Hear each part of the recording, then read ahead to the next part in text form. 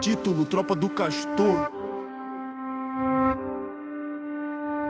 Eu e os meus amigos no meio do bairro e aquilo dava medo como caralho. Tava eu e os meus amigos andar por aí, eu tava com tanto medo, quase me caguei. E daí pro grupo de adolescentes eles falam: puto, vocês são lá na escola, né? Sim, porquê?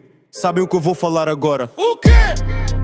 O pai do Fred tá 10 palmas do chão. E aí o Fred apareceu para nos bater, mas o meu amigo gay sentia prazer. E aí o Fred chamou a tropa do castor dele, enquanto ele passava uma faca na minha pele. E daí eu me bateram para um caralho. E aí o dentuça me manda no chão e me começa a roer-me. E adormeci. E acordei, todo ruído, pelo castor que rói o pai dele. E eu olhei para o lado, vejo a comer a carne do meu amigo tinha falado que o pai do Fred tá 10 palmas do chão.